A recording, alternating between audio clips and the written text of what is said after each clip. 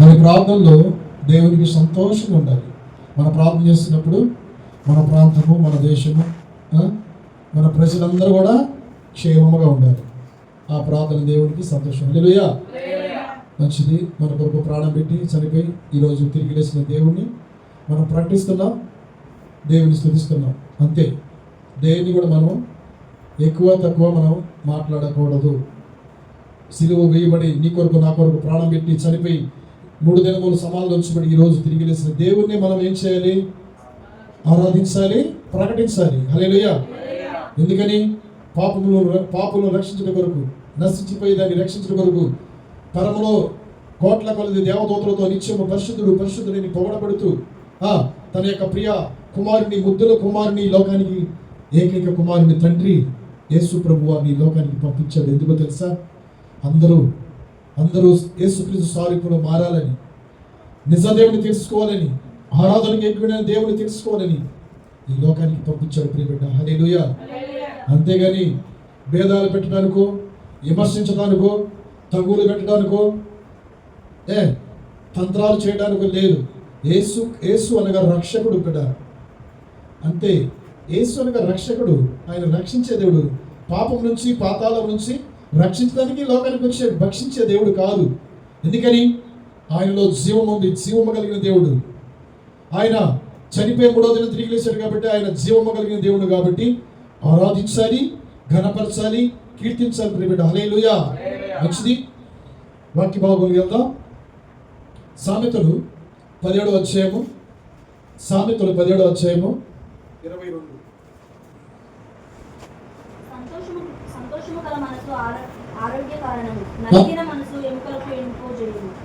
సంతోషము గల మనసు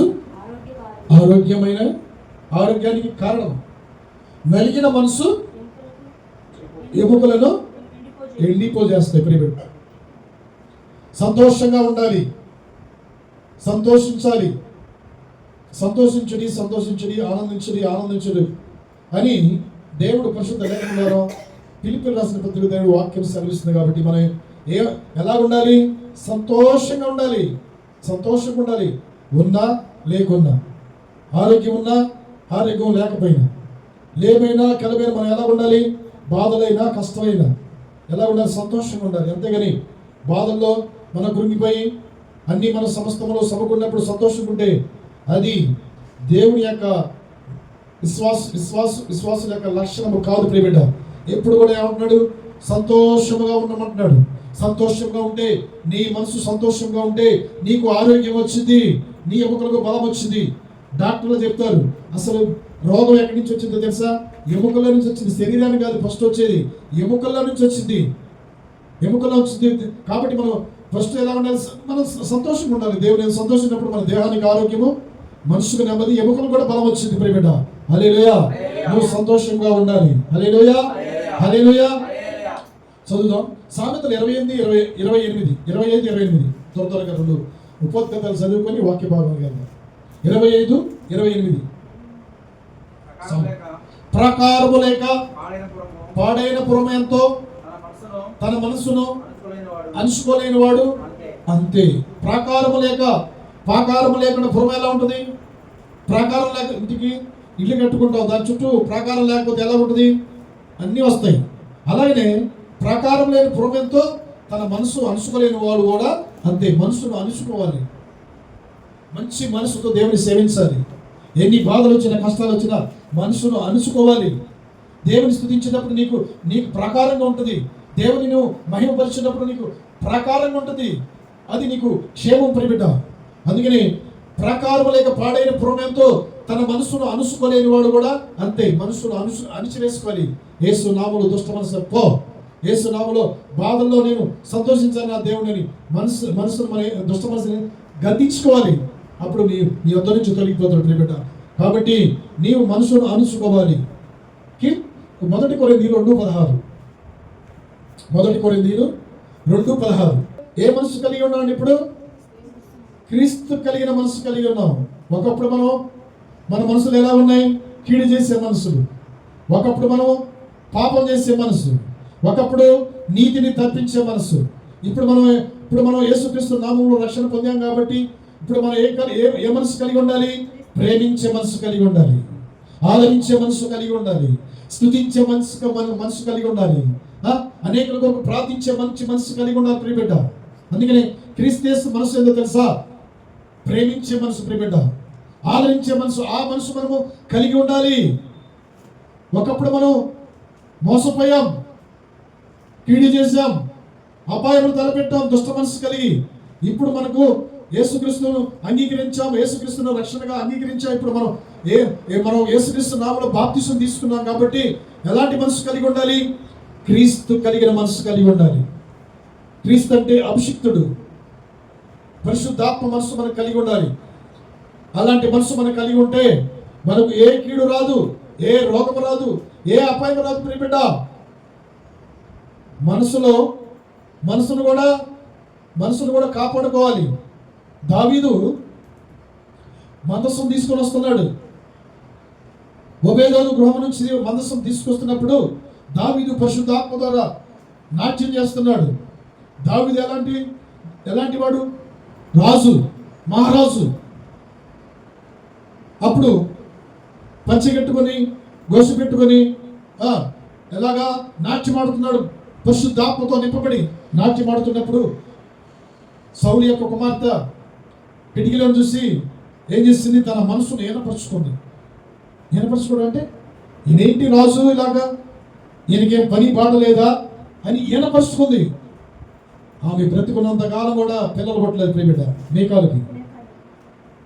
అందుకని సౌలుకి ఎంతమంది కుమార్తెలు? 2. మీకాలు, మేరాబు. వీళ్ళిద్దరు సౌలు కుమార్తెలు. ముగ్గురు కొడుకులు, మొత్తం 5 కొడుకులు. అయితే ఈయన పరుచుకుంది రాజు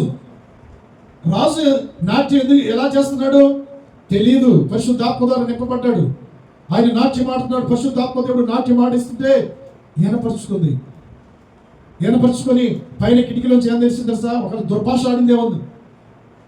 దావీదుకి ఒకవేళ మనుషులు చాటుమాటున తిట్టిందేమో, చాటుమాటున నోరు పారేసుకుందేమో.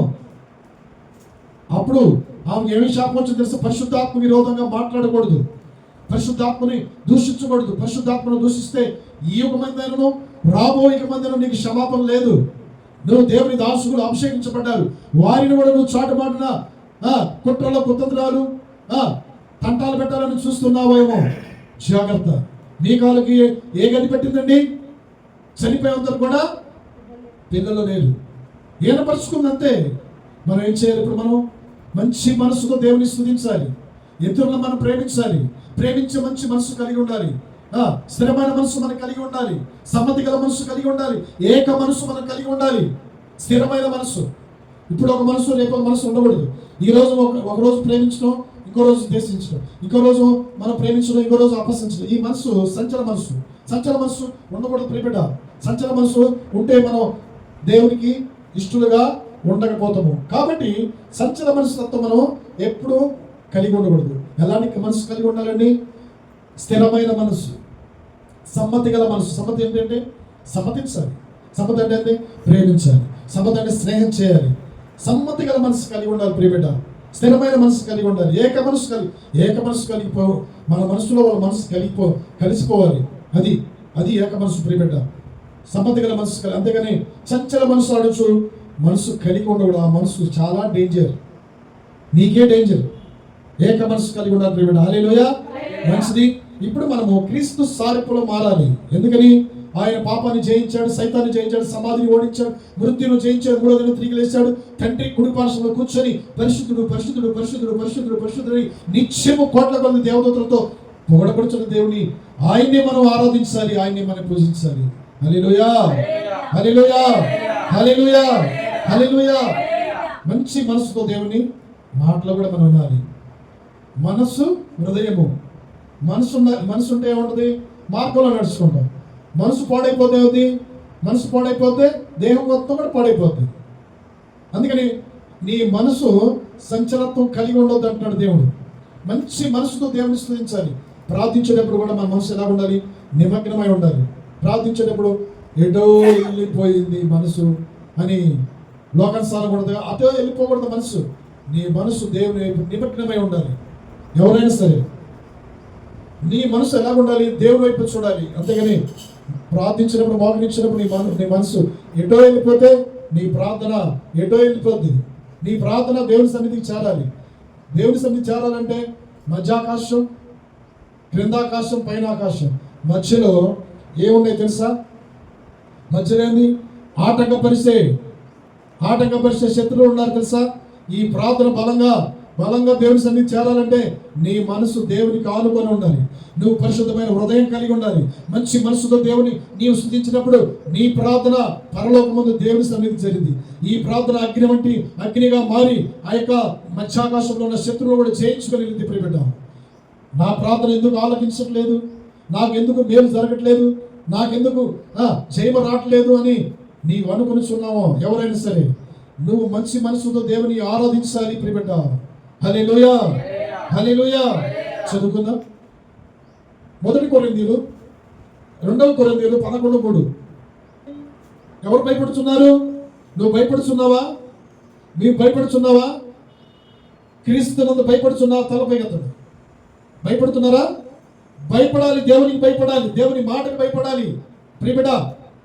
మీరు తప్పిపోతారేమోని, ఏ సరళమైన మార్గంలో మీరు నడుచుకున్నప్పుడు మీరు తప్పిపోతారేమోనని, పవిత్రతో మీరు తప్పిపోతున్నారని. అవును, ఏం చేసింది? సైతాన్ మోసం చేసింది. సర్పము ఏం చేసింది? మోసం చేసింది. దేవుడు చెప్పాడు, మీరు ఈ తోట మధ్యలో ఉన్న చెట్టు ఫలం తినొద్దు, ఇవన్నీ ఫలం తినండి అని దేవుడు చెప్పాడు. దేవుడు చెప్తే ఈ వచ్చి ఏం చేసింది తెలుసా? ఏంది? ఏమైందమ్మా? ఏమైంది నీకు? ఇలా పలకించోళ్ళు ఎంతమంది ఉంటారు తెలుసా? ఏం కాదులే ఇక్కడ రా, ఏం కాదులే, ఇలా భుజించు, ఏం కాదు, దీంట్లో పాపం పొంది అంటారు. అదే క్రీస్తు సరళత నుంచి పవిత్ర నుంచి తప్పిపోతారు అని నాకు భయం పడుతుంది తెలుసా? నీకు భయం పడుతుందా? నేను తప్పిపోతున్నామేమో, నేను పరిశుద్ధులను తప్పిపోతున్నానేమో, మంచి మనసు లేకుండా నేను తప్పిపోతున్నానేమో, దేవుని ఎందుకు భయభక్తులు లేకుండా నేను తప్పిపోతున్నానని నీకు భయం ఉందా? భయపడాలి. దేవుని సన్నిధిలో భయపడాలి. దేవుని సన్నిధిలో వణకాలి. ఎందుకో తెలుసా? నువ్వు భయపడడం వల్ల నీకు దీర్ఘాయుష్ వచ్చింది.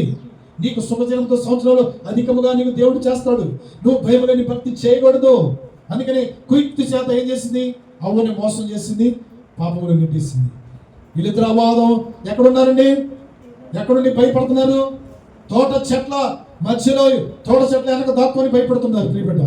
చూడండి, ఆజ్ఞ అతిక్రమించిన ఎందుకు? తినొద్దు తినకుండా, చేయొద్దు చేయకుండా, వెళ్ళని చోటకి వెళ్ళకుండా, ఆచారాలు పద్ధతులు రాండి చేసుకోవద్దు అంటుంది. భోజనం నిమిత్తం మనం దేవుని కార్యాలు పాడు చేసుకోకూడదు ప్రియబిడ్డ. హల్లెలూయా. అందుకని పౌలు గారికి భయం పడుతుందంట. నీ విషయమే నాకు భయం పడుతుందని సంఘానికి హెచ్చరిస్తున్నాడు ప్రియబిడ్డ. మీరు సరళత నుంచి, దేవుని మార్గం నుంచి, దేవుని పవిత్ర నుంచి, పరిశుద్ధత నుంచి మీరు తప్పిపోతున్నారో అని నాకు భయం పడుతుందమ్మా. భయం పడుతుంది తల్లి. మీరు తప్పిపోతారేమో, మీ నడకలో తప్పిపోతారేమో, మీ మనసులో తప్పిపోతారో అని పౌలు గారికి భయం పడుతుందా? మనకి భయం ఉందా? మన పిల్లలు తప్పిపోతున్నారేమో, మన పిల్లలు ప్రవర్తనలో తప్పిపోతున్నారు. నువ్వు పరిశీలన చేస్తున్నావా? నువ్వు అబ్జర్వేషన్ చేస్తున్నావా? ఒక తల్లిగా, ఒక తండ్రిగా, నువ్వు ఒక తల్లిదండ్రులు కాబట్టి, జన్మనిచ్చారు కాబట్టి, 9 మాసాలు మోసి నువ్వు తండ్రిగా నిన్ను దేవుడు పిలుస్తున్నాడు. దేవుడు ఏర్పరిచాడు కదా, కుటుంబాన్ని ఏర్పరిచాడు కదా. నా పిల్లలు ఎలా నడుచుకున్నారు, నా పిల్లలు ఏ మార్గంలో నడుచుకున్నారు, నీ బాల్యకాలం నుంచి నడిపించిన మార్గంలో నడుచుకుంటున్నారా, అసలు భయం భక్తి ఉందా అని నువ్వు అబ్జర్వేషన్ చేస్తున్నావా? నేను అబ్జర్వేషన్ చేస్తున్నానా? అబ్జర్వేషన్ చేయాలి. అది తల్లిదండ్రుల యొక్క బాధ్యత ప్రియబిడ్డ. తప్పిపోయినప్పుడు బాధపడి తల కొట్టుకునే వీడు అంటారు, వీడు చిన్నప్పుడు చనిపోయినా బాగుండేదేమో. పెద్దవాడైన తల్లిదండ్రులు బాధపడ్డప్పుడు నీకు లేదా? నీకు జ్ఞానం లేదా? నీకు తెలివి లేదా? నీకు మంచి మనసు లేదా? నువ్వు నీ కుమారుడు, నీ కుమార్తె తప్పిపోవడానికి కారణము నీవే, దేవుడు కాదు. దేవుడి మీద మన నిందలు వేస్తారు. దేవుడి మీద నిందలు వేయకూడదు. మనము వాక్యం సెలవిస్తుంది కదా, బాలుడు నడవలసిన త్రోవను వాడికి నేర్పుము, వాడు పెద్దవాడైనప్పుడు ఆ మార్గం నుంచి తొలగిపోడు, తప్పిపోడు ప్రియబిడ్డ. అందుకనే మనము బాలుడు నడవలసిన త్రోవను చిన్నవాడి నుంచి మనం నేర్పాలి. వాడికి పెద్దల్ని దూషిస్తుంటారు, పెద్దల మీద తిరుగుబాటు చేస్తుంటారు, తల్లిదండ్రుల మీద తిరుగుబాటు చేస్తుంటారు. అలా చేయకూడదు. వాళ్ళకి నేర్పాలి.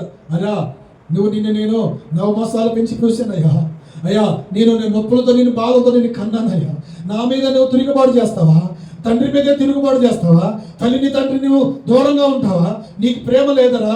నీకు ప్రేమ లేదరా? నిన్ను ఎంతో వేదంతో కన్నారా? నిన్ను వేదంతో నేను జన్మింప చేశానయ్యా. అయ్యా, నా మీద ఎందుకు తిరుగుబాటు చేస్తున్నావురా? అమ్మ, నువ్వు నా మీద ఎందుకు తిరుగుబాటు చేస్తున్నావు? నా మాట ఎందుకు వింటలేదు అని భయపడిపోయే తల్లిదండ్రులు ఈ లోకంలో లేరా? ఎంతో మంది ఉన్నారు ప్రియబిడ్డ. తల్లిదండ్రులు పిల్లల విషయంలో ఎంతో ఏడుస్తున్నారు తెలుసా? అందుకని దేవుడు ఏమన్నాడు తెలుసా? శిలువ మీద ఉన్నప్పుడు దేవుడు చూసి ఏడుతున్నారు. అప్పుడు మా ఫ్రెండ్, అబ్బా, మీరు మీ పిల్లల కోసం, మీకోసం ఏడవండి అన్నాడు. మీ పిల్లల కోసం ఏడవండి, నా కోసం కాదన్నాడు.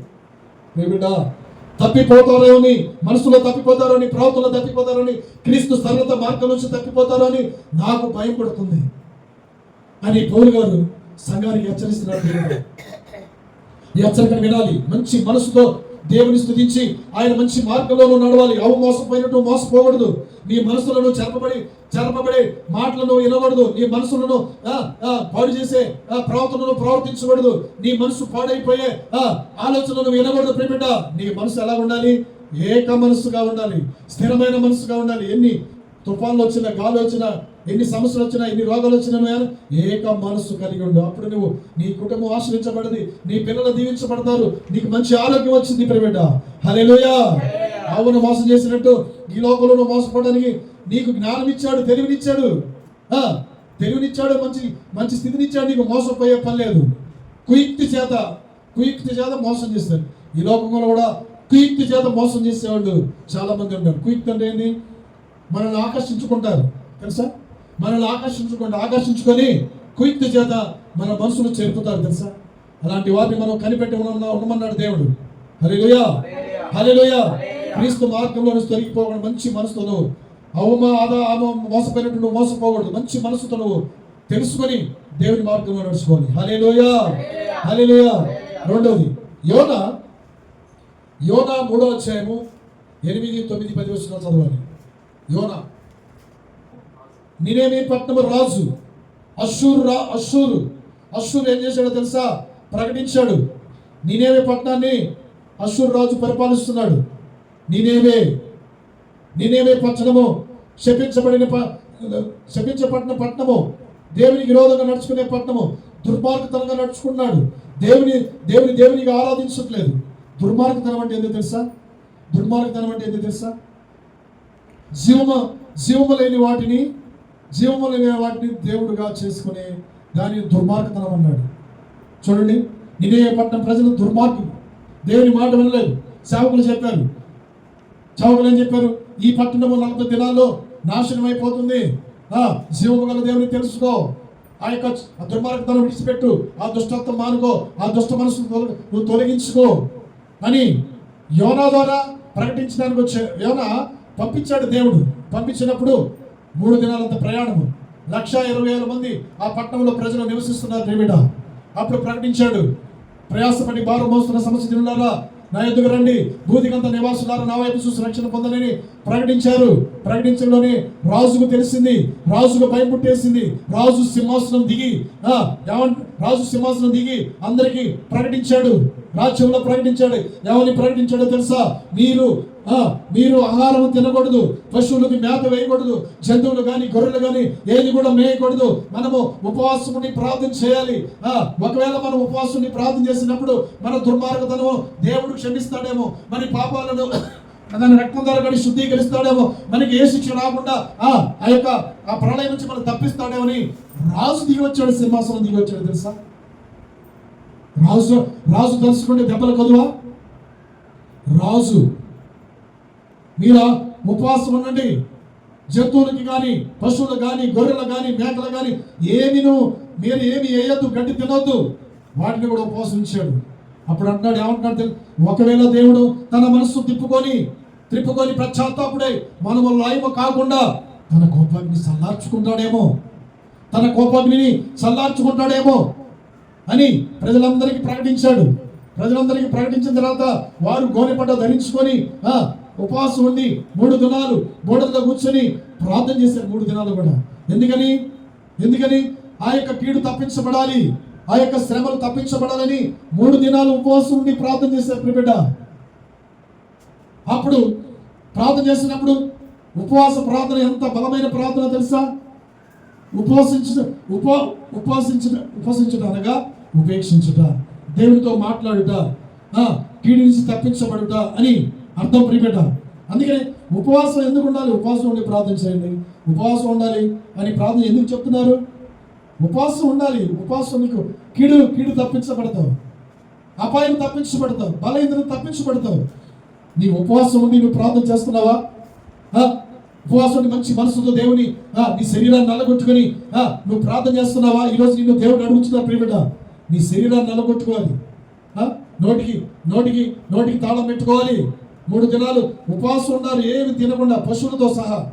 అప్పుడు రాజు అంటున్నాడు, మనం చేసిన దుర్మార్గతనానికి, మనం చేసిన చెడ్డ ప్రవర్తనకి, మనం చేసిన కీడికి, మనం చేసిన దేవునికి విరోధంగా నడిచిన ప్రవర్తనకి మన మీద కీడు రాకుండా ఒకవేళ తప్పిస్తాడేమో అంటున్నాడు రాజు. ఒకవేళ దేవుడు తన నిమిషం కూడా ఉండదు. ఆ నిమిషంలో ఏం జరుగుతుంది తెలుసా? ప్రళయం వచ్చేసింది, సునామీలు వస్తాయి. ఎక్కడైతే దేవునికి లోపడదో, ఎక్కడైతే దేవుని పిల్లల్ని బాధ పెడతారో, ఎక్కడైతే దేవునికి విరోధంగా నడుచుకుంటారో అక్కడ క్షామము, తెగులు. అమెరికాలో లాస్ ఏంజల్స్ అని అక్కడ సంపన్నులు ఉంటారు, ధనవంతులు, ధనికులు ఉన్నారు. వారు ఏం చేస్తారో తెలుసా? తమకు ఆస్తిని బట్టి, తమ యొక్క హోదాను బట్టి, తమ యొక్క అందాన్ని బట్టి, తన యొక్క సేవను బట్టి ఏం చేసి గర్వించారు. దేవుడు ఎవడయ్యా? దేవుడు లేడు. దేవుడు ఎన్ని మనమే సంపాదించుకున్నారని గర్వించి మాట్లాడారు. అక్కడ సంపన్నులు తెలుసా? సంపన్నులు రాజభోగం నుంచి బిల్డింగులు కట్టుకున్నారు. దేవుడి కోపం వచ్చింది. దేవుడి ముందు పెట్టలేదు. అక్కడ కారు చుచ్చు తగిలిపోయింది తెలుసా? కారు చుచ్చు ఎన్ని రోజులు తెలుసా? దగ్గరగా 20 రోజులు, 4 రోజులు కాలిపోయింది. దేవునికి విరోధమైన ఏ ఆలోచన కూడా, వివేచన కూడా, తెలివి కూడా నిలవదు. ఒకవేళ నా తెలివితేటలు, నా జ్ఞానం నువ్వు అనుకుంటాయేమో, మన తెలివితేటలు దేవుని ముందర ఎలా ఉన్నాయి? మురికి గుడ్డవలే ఉన్నాయి ప్రియబిడ్డ. కాబట్టి దేవునికి విరోధముగా నువ్వు ఆలోచన చేయకూడదు. దేవుని సేవకులు అభిషేకం పొందారు తెలుసా? వారికి విరోధంగా కీడు చేయకూడదు. అక్కడ ఎంత కీడు జరిగింది అక్కడ అమెరికాలో. 30 రోజులు కూడా ఆరని అగ్నితో కాలిపోయిన ఎంతమందో అక్కడ సజీవ దహనం అయిపోయి తెలుసా? ఒక్కసారి వచ్చి పడ్డది కారు సిచ్చు. దేవుడు పంపిస్తే అరే ఎవరైనా ఆగుతారు? ఇక్కడ మన అండమాన్ నికోబార్ దీవుల్లో కూడా సునామీ వచ్చింది. ఎంత సునామీ తెలుసా? 2 తాడి చెట్లు ఎత్తు సునామీ వచ్చింది. పెద్ద బిల్డింగులు కొట్టుకుపోయింది. ఎక్కడ పాపం ఉంటుందో అక్కడ ఏం చేస్తారు తెలుసా? అక్కడ వినాశనం కలిగింది. పాపము దేవునికి అసహ్యం తెలుసా? దేవునికి అసహ్యం. సృష్టిని దేవుని కలుగు చేశాడు, సూర్యచంద్రుడు కలుగు చేశాడు. దేవుని విడిచిపెట్టి దేవుని కాని దానికి నువ్వు ఎందుకు ఆరాటము? మనం పడకూడదు. దేవుడు ఎవరు, గొప్ప దేవుడు ఎవడు, ఆరాధన చేయకూడని మనం తెలుసుకోవాలి ప్రియబిడ్డ. హల్లెలూయా. మనం కూడా ఒకప్పుడు మోసపోయినట్టు మోసపోయాం. కాబట్టి ఇప్పుడు క్రీస్తు కలిగిన మనసు, కాబట్టి మనం యేసు క్రీస్తు మనం కలిగి ఉన్నాం. కాబట్టి మనము కీడు నుంచి, అపాయం నుంచి మనం తప్పించబడాలంటే నీవు 3 రోజులు ఉపవాస దినం సాధించాల్సింది. నువ్వు కీడు నుంచి తప్పించబడతావు. నీ చెడ్డ ప్రవర్తన నుంచి నిన్ను కాపాడుతాడు దేవుడు. నీకు ఉపవాసించే మనసు ఉండాలి, శరీరాన్ని నల్లగొట్టుకునే మంచి మనసు ఉండాలి ప్రియబిడ్డ. 3 దినాలు ఉపవాసం ఉండే ఎస్తేరు తన యొక్క యూదులందరూ రక్షించుకోలేదా? నీకు 1 దినమైన ఉపవాసం ఉండి ప్రార్థన చేస్తున్నావా? ఈ కీడు రావడానికి, ఈ అపాయాలు రావడానికి, ఈ వ్యాధులు రావడానికి, ఈ బాధలు రావడానికి కారణం నీవే. దేవుడు కాదు చేసేది. ఉపవాసం అంటే దేవునితో మాట్లాడటం తెలుసా? దేవునితో నువ్వు ఉపవాసం ఉన్నప్పుడు నువ్వు గదిలోకి వెళ్ళి నీ తలుపు వేసుకొని దేవునికి మొరపెట్టుకోవాలి.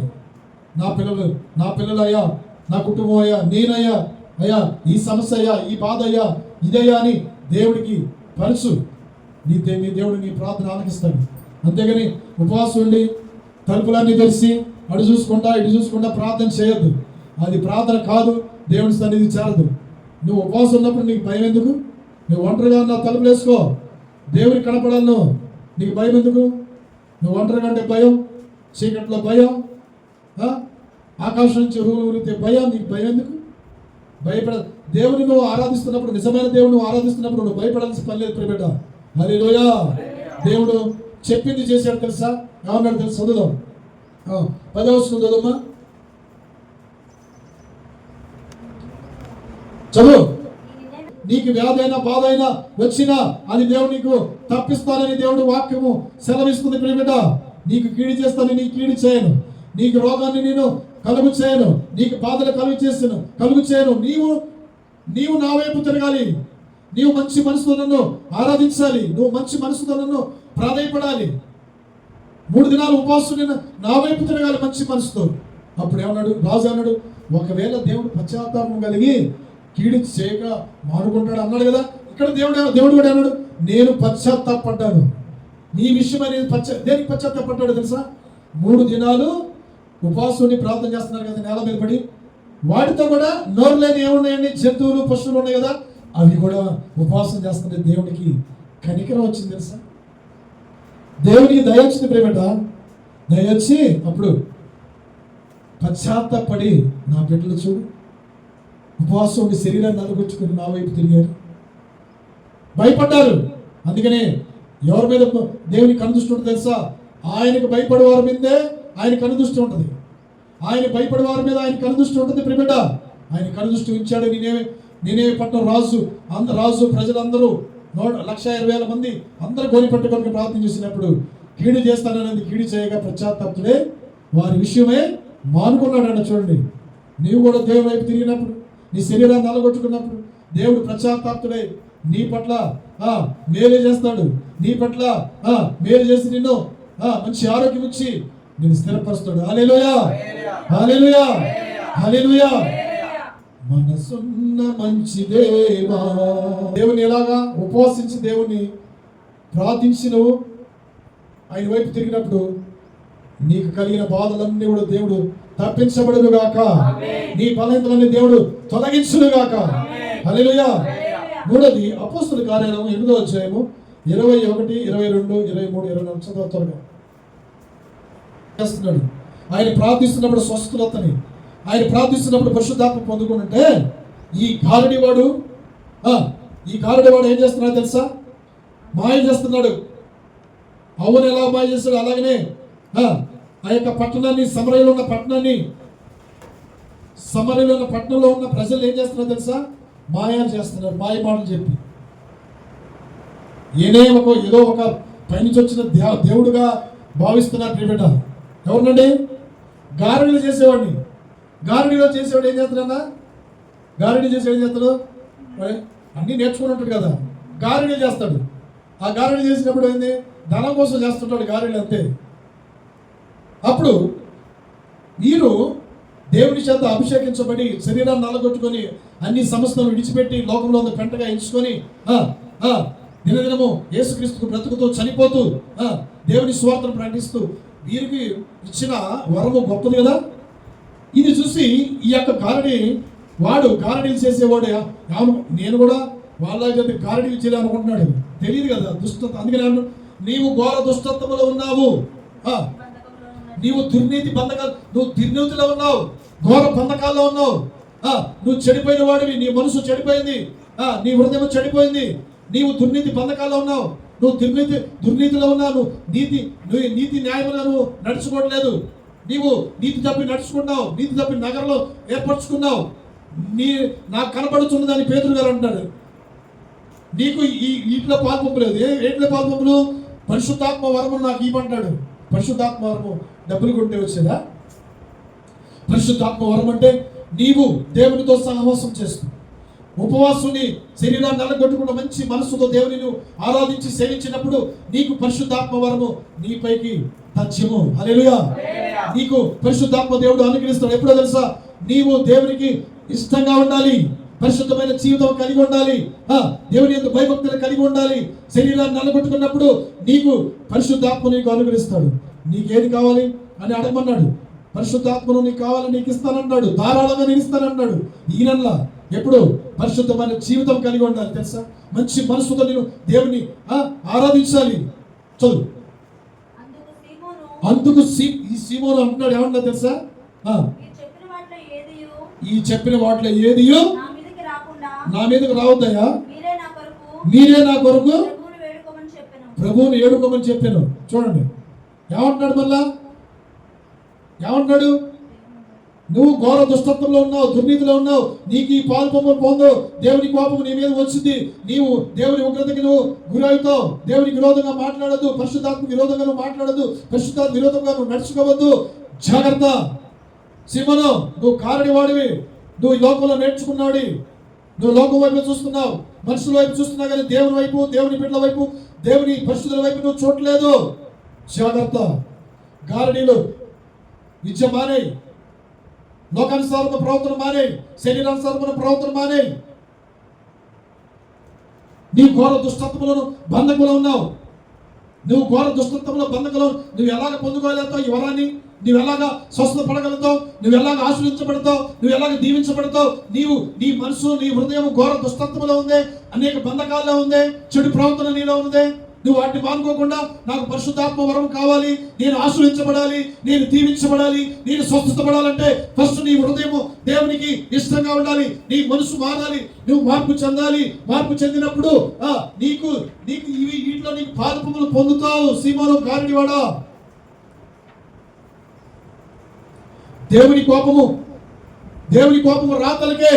నువ్వు అక్కడ ఏమన్నాడు, నీవు వీటన్ని మానుకో, చట్ట ప్రవర్తన మానుకో, నువ్వు చట్ట ప్రవర్తన మానుకో, నీ కొరకు నేను ప్రార్థిస్తాను. పేతురు గారు అన్నారు, నీ కొరకు నేను ప్రార్థిస్తాను. నా కొరకు ప్రార్థించండి అయ్యా. అయ్యా నేను తెలియక చేశానయ్యా, ప్రజల్ని మోసం చేశానయ్యా, నేను గొప్ప రక్షణ తీసుకొని అయినా మంచి మనసుతో నేను వెంబడించాను. అవును, మోసం చేసినట్టు నాయన నన్ను నేనే మోసం చేసుకుంటున్నాను, నా యొక్క ఆత్మీయ జీవితాన్ని మోసం చేసుకుంటున్నానయ్యా తండ్రి. నేను పైకి భక్తి కలిగిన దానిగా ఉన్నానని నేను నమ్ముకొని నేను మోసపోతున్నానయ్యా, నన్ను నేనే మోసం చేసుకుంటున్నాను, నన్ను క్షమించయ్యా అని దేవుని వైపు తిరిగితే దేవుడు నిన్ను సంపూర్ణంగా పూర్ణ పవిత్రులుగా మార్చడానికి సిద్ధంగా ఉన్నట్టు చదవము కదా. అంతటా వారు సాక్ష్యం ఇచ్చుచు, ప్రభు వాక్యం బోధించు, తిరిగి వెళ్ళుచు, సమరయుల అనేక గ్రామములలో సువార్తను ప్రకటించు వచ్చేది. హల్లెలూయా. సువార్తను ప్రకటించాలి, నీవు నేను సువార్తను ప్రకటించాలి ప్రియబిడ్డ. ఎందుకని యేసు నామములో మనం రక్షించబడ్డాం, యేసుక్రీస్తు నామములో బాప్తిస్మం మనం తీసుకొని ఉన్నాం కాబట్టి సువార్తను ప్రకటించాలి, సువార్తను ప్రకటించాలి, దేవుని గురించి ప్రకటించాలి. ముసలమ్మ ముచ్చట్లో మనం మాట్లాడకూడదు. మనం లెగుస్తున్నా కూర్చున్నా ఏమన్నా అన్నాడు దేవుడు, నువ్వు నడుస్తున్నా కూర్చున్నా మంచం మీద పనుకుని ఉన్నా దేవుని నామమునే స్తుతించాలి, నోటి నుంచి దేవుని నామమే ప్రకటించాలి. నీ నోటి నుంచి ఏది రావాలి తెలుసా? స్తుతులు రావాలి. స్తుతులు ఎందుకు రావాలో తెలుసా? నిన్ను నన్ను నిర్మించుకున్నాడు ఆయన పోలికగా. స్తుతి స్తుతి స్తుతి స్తుతి స్తుతి స్తుతి సింహాసనం మీద ఆశ్రయుడు కూర్చోవాలి, మన సింహాసనం మీద, మన స్తుతుల పైన. హల్లెలూయా. అందుకని దేవుడు ఒకవేళ నీవు ఈ యొక్క దుష్టత్వం విడిచిపెట్టు. మళ్ళా ఆ వరాన్ని కొనుక్కోవడానికి ఏం తెచ్చాడండి? వెండి బంగారం. వెండి తెచ్చాడా తేలేదా? 20 వస్తుంది చదువుమా. అందుకు పేతురు నీవు ద్రవ్యమిచ్చి దేవుని వరమును సంపాదించుకుందామని తలంచుకునేందున నీ వెండి నీతో కూడా నశించును గాక. నీ హృదయము దేవుని ఎదుట సరైనది కాదు కనుక ఈ కార్యమందు నీకు పాలు పంపులు లేవు. నీ హృదయము దేవుని ఎదుట సరిగా ఉండాలి. నా హృదయము, మనందరి హృదయం దేవుని ఎదుట సరిగా లేకపోతే ఈ కార్యంలో నీకు పాలు పంపులు లేవు, పరిశుద్ధాత్మను పొందుకోలేవు. నువ్వు పరిశుద్ధాత్మను పొందుకోలేవు. నీకు పరిశుద్ధాత్మ కావాలి. నీ ఆత్మ మీద పరిశుద్ధాత్మ దిగాలంటే నీ హృదయము దేవుని ఆలయంగా మారాలి. నీ హృదయము పరిశుద్ధంగా ఉండాలి. అప్పుడు నీకు ఈ కార్యాల్లో పాల్పొంపులు పొందుతావు. చెడుతనం మానుకో, దుష్టత్వం మానుకో, దుష్ట ప్రవర్తన మానుకో. యేసుక్రీస్తుని కలిగి ఉన్నావు. నీవు ఎవరు చూడలేదు అనుకుంటున్నావేమో, సాటి మాటగా నువ్వు చేసే చెడుతనం ఎవరు చూడలేదు అనుకుంటున్నామో, నువ్వు చేసే కీడు ఎవరు చూడలేదు అనుకుంటున్నావు. ఆయన ఆకాశంలో ఉన్నాడు, మనం భూమిపైన ఉన్నాం. నీ నడకలో, నా నడకలో, నీ చర్యలో, నా చర్యను అంతా కూడా దేవుడు చూస్తున్నాడు ప్రియబిడ్డ. రాత్రి వేళ తిరుగులాడుచున్నా, పగటి వేళ తిరుగులాడుచున్నా, కీడి చేయాలని నువ్వు త్వరగా అటు ఇటు పాదములు పరిగెత్తుతున్నా దేవుడు నిన్ను చూస్తూనే ఉన్నాడు. జాగ్రత్త. రాత్రి వేళ నువ్వు తిరుగులాడుచున్నందుకు, పగటి వేళ తిరుగులాడుచున్నందుకు నువ్వు ఎందుకు కీడి చేయాలని ఎందుకు త్వరగా నువ్వు పాదములు ఎందుకు త్వరపెడుచున్నావు? జాగ్రత్త, జాగ్రత్త. కీడి చేయవాడికి దేవుడు విరోధి. కీడి చేయవాడు ఇంట కీడి తొలగిపోదు. కీడి చేయవాడు ఇంట శాపాలు వస్తాయని దేవుడు వాక్యం సెలవిస్తున్నాడు. నీకు కీడి చేయాలని ఎందుకు నీకు ఆ మనసు? నీకేమన్నా కీడి చేస్తున్నాడా? దేవుడు నిన్ను ప్రేమిస్తున్నాడు కానీ దేవుడు నీకేమైనా కీడి చేస్తున్నాడా? దేవుడు దాసులు నీకేమైనా కీడి చేస్తున్నారా? దేవుడు దాసులు కీడి చేసేవారు కాదు. నీ కొరకు నీ కుటుంబం కొరకు ప్రాంతం కొరకు ప్రార్థించే దాసులు తెలుసా? వారు ఎల్లప్పుడూ వారి నోటి నుంచి ఏముంటాయో తెలుసా? కృతజ్ఞత దాసులు, ఆశీర్వాదాలు. అయ్యా వారిని దీవించయ్యా, వారిని కాపాడయ్యా, వాళ్ళ క్షేమము దయచేయ. ఈ మాటలు ఈ మాటలు నీకు ఇష్టం లేదా? ఈ మాటలు నీకు ఇష్టం లేదా? ఏ మాటలు నీకు ఇష్టం ఉండాలి? లోకానుసారమైన మాటలు నీకు ఇష్టం ఉండాలా? నీకు ఆశీర్వాదం పొందుకొని మంచి మనసు ఉంటే నీకు ఇష్టం ఉంటుంది ప్రియబిడ్డ. హల్లెలూయా, హల్లెలూయా. మంచి మనసుతో దేవుని మనం ఏం చేయాలండి? ఆరాధించాలి. మంచి హృదయం మనం కలిగి ఉండాలి. అప్పుడు నీకు పరిశుద్ధాత్మను నిశ్చయముగా పొందుకుంటావు. హల్లెలూయా. నువ్వు ద్రవ్యం పెట్టి ఎండి బంగారాలు ఇచ్చినా, ఎన్ని కానుకలు ఇచ్చినా, ఎంత నువ్వు ఇచ్చినా కానీ, శరీరాన్ని నల్లగొట్టుకోవడానికి ఇచ్చినా కానీ దేవుడు ఏమన్నాడు తెలుసా? వ్యర్థమంటాడా అర్థమంటలేదా? చదువు 1 కొరింథీయులు 13వ అధ్యాయము 3వ వచనం. సంతోషించకూడదు. దుర్నీతి విషయంలో మనము సంతోషించకూడదు. పాప విషయంలో మనం సంతోషించకూడదు. నువ్వు ప్రేమ లేని వాడవైతే 5వ వచనం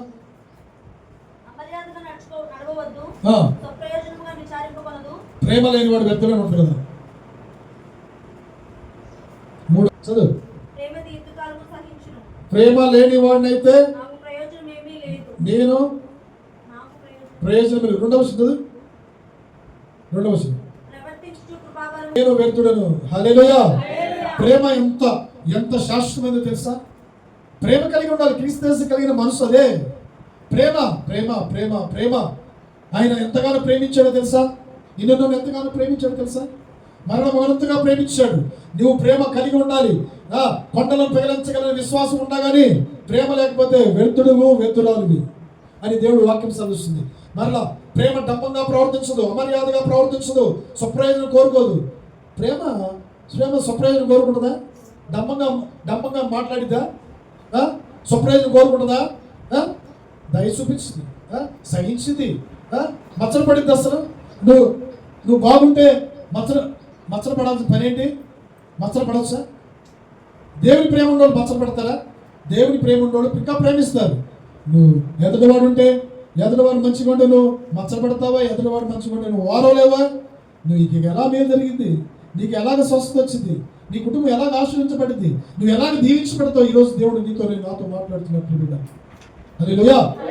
నువ్వు దేవుని ప్రేమ కలిగి ఉండాలి, మచ్చలు పడకూడదు. దేవుని ప్రేమ ఉన్నోళ్ళు దేవుని ప్రేమ ఉన్నోళ్ళు ఏం చేస్తారండి? స్వప్రయోజనం కోరుకుంటుందా? స్వప్రయోజనం అమర్యాదగా ప్రవర్తించిందా? ఈరోజు ఒక ప్రేమ, రేపు ఒక రోజు ప్రేమ ఉంటుందా? అది మనుషుల ప్రేమ. అది దేవుని ప్రేమ కలిగి ఉంటే మర్యాదగా నడుచుకుంటుంది, ప్రేమించింది, ఆదరించింది, కనికరించి. అలాంటి ప్రేమ శాశ్వతమైనది. హల్లెలూయా, హల్లెలూయా. అలాంటి దేవుని ప్రేమ మనం కలిగి ఉండాలి. క్రీస్తు కలిగిన మనసు నీవు నేను కలిగి ఉండాలి. ప్రియదేవుని బిడ్డ, అలాంటి మంచి మనసుతో మనం ఈ లోకంలో ఉంటున్నాం కాబట్టి, ఈ లోకంలో దేవుని ఎరిగిన వారి మధ్య మనం ఉంటాం కాబట్టి మన మనసులు నొప్పించబడుతుంటాయి, మన మనసులు నొప్పిస్తుంటారు. మనం దీర్ఘ శాంతంతో దేవుని ప్రేమను పంచాలి. యేసుక్రీస్తు రక్షకుడు దేవుడు. మేము కూడా ఒకప్పుడు మోసపోయాం. అవును, మోసం చేసిన మేము కూడా మోసపోయాం. మరి గారడి వాడు మోసం చేసినట్టు మేము కూడా అనేక ఆచారాలు మేము మోసపోయాం. ప్రేమిట, మీరు ఇంకా మోసపోయాల్సిన పని లేదు. యేసుక్రీస్తు త్వరగా వస్తున్నాడు. ఆయన మేఘములపై వస్తున్నాడు. ఎవరైతే యేసుక్రీస్తుని అంగీకరిస్తారో రక్షించబడతారు. విడవబడిన వారు అయ్యా నన్ను రక్షించాయని గుండెలు బాదుకుంటారు. ఆ రోజు రాత్రులకే, ఆ సమయం రాత్రులకే ఈరోజు ప్రకటిస్తున్నారు దేవుని సేవకులు. ఈరోజు మంచినే ప్రకటిస్తున్నారు. నీవు నీ కుటుంబం రక్షించబడాలి.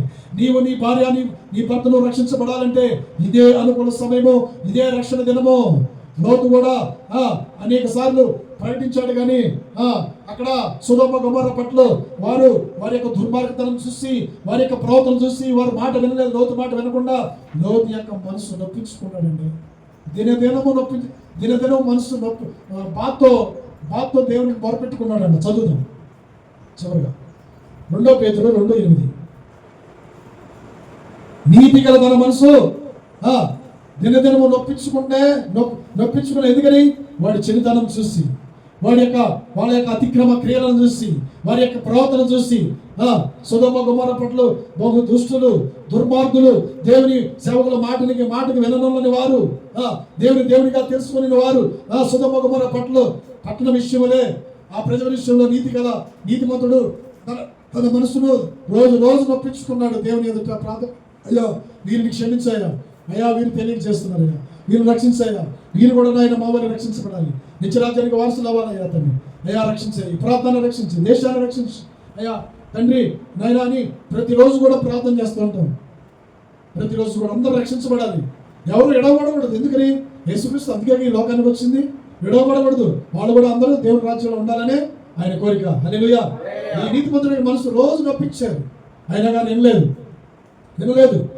వినపోయేసరికి దేవుడు ఏం చెప్పాడు లోతుకి, లోతు నువ్వు బయటికి రా, ఈ సొదొమ గొమొర్రా పట్టణాన్ని, ఈ 2 పట్టణాలు నేను నాశనం చేస్తున్నాను, నువ్వు బయటికి రా, నువ్వు నీ కుమార్తెలు నీ అల్లుడితో సహా రా అంటే భార్యతో సహా బయటికి రామని చెప్పినప్పుడు అల్లుళ్ళు రాలేదు, అల్లుళ్ళు ఎగతాళి చేశారు.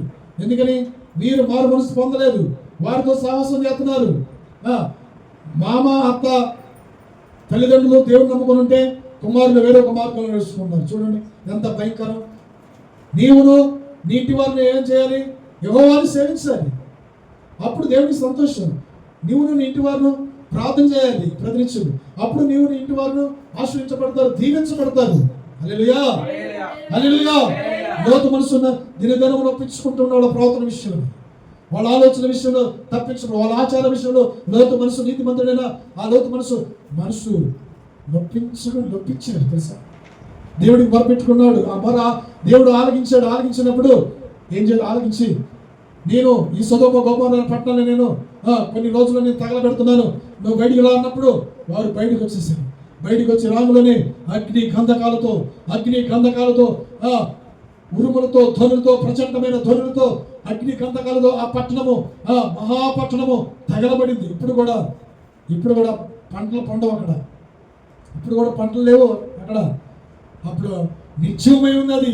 చూడండి దేవుని మాట వినండి ప్రియులారా, దేవుని మాట లోబడండి, వినండి కానీ ద్వేషించవద్దు, నువ్వు విమర్శ చేయొద్దు, విను. పరిశుద్ధాత్మకి దేవుని దాసులకి విరోధంగా నువ్వు మాట్లాడొద్దు. విరోధంగా లేచారు, సొదొమ గొమొర్రా పట్టణం అగ్ని గంధకాలతో కాల్చబడింది.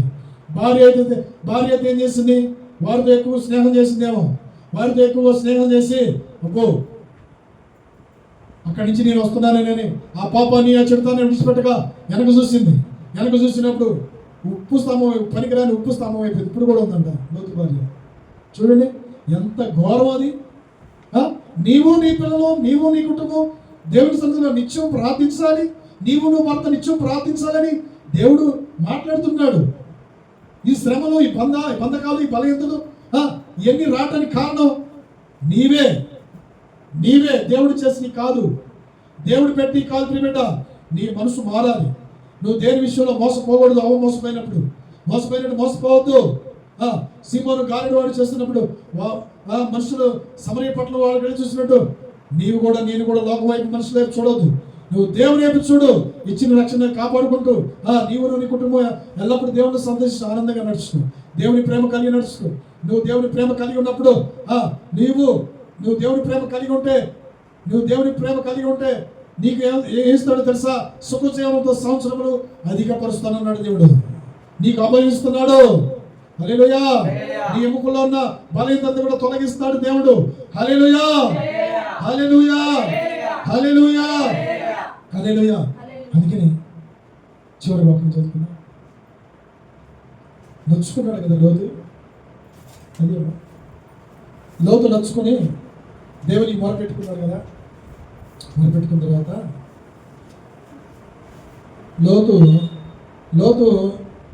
లోతు కూడా నీతిమంతుడే. లోతు విషయంలో అబ్రహాము దేవుని మొరపెట్టుకున్నాడు ప్రియబిడ్డ. హల్లెలూయా. అబ్రహాము లోతుని విషయమే, నా తమ్ముడి విషయమే మొరపెట్టుకున్నాడు. అయ్యా అక్కడ 10 మంది ఉన్నా నువ్వు రక్షిస్తావయ్యా, అక్కడ ఒక 20 మంది ఉన్నా రక్షిస్తావయ్యా అని దేవుణ్ణి మొరపెట్టుకున్నారు ప్రియబిడ్డ. అక్కడ 10 మంది కాదు కదా, ఎవరు లేరు.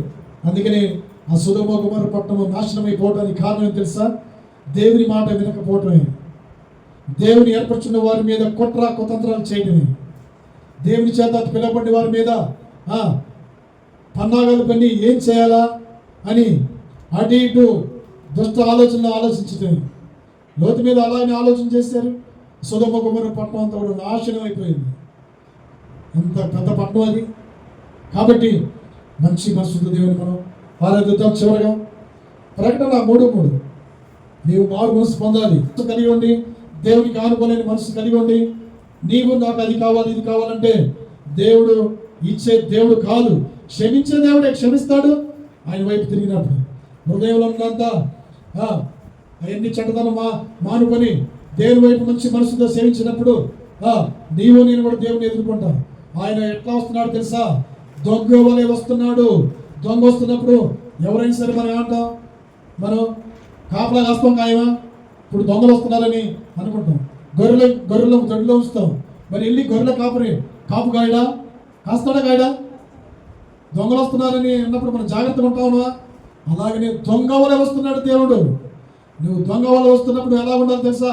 మంచి మనసు కలిగి ఉండాలి, మెలకు కలిగిన ప్రార్థన కలిగి ఉండాలి, నిత్యము ప్రార్థన కలిగి ఉన్నప్పుడు నీవు దేవుని ఎదుర్కొంటా. చదువు 3 ఉపదేశం వింటున్నారా?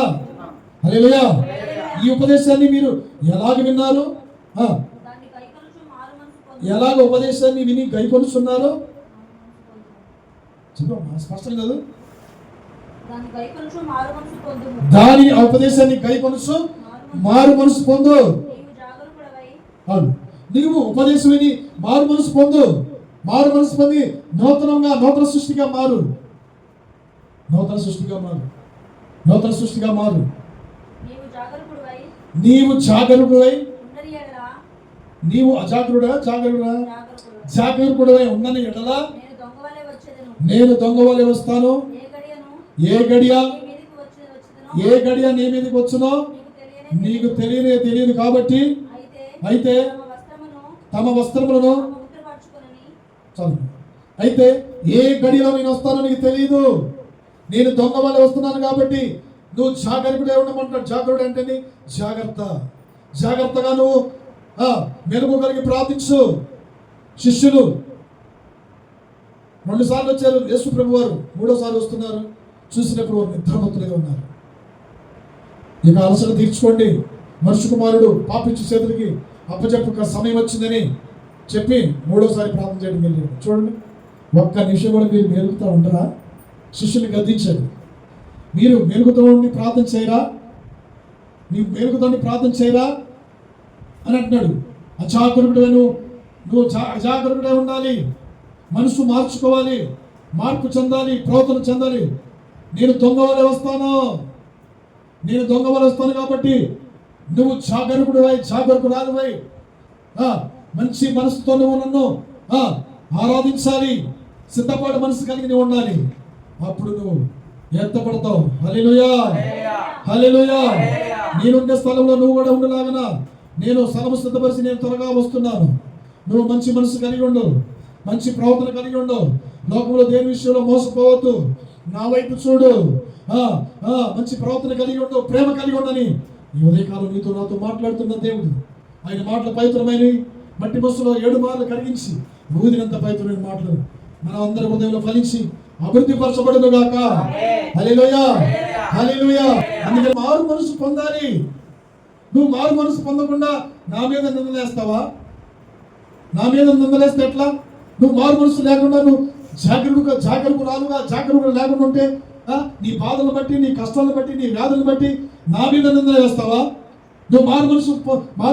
మారు మనసు పైన ఫలాలు నీలో కనబడాలి. నీకు 9 ఫలాలు వేయి. ఆ ఫలాలు వేయి.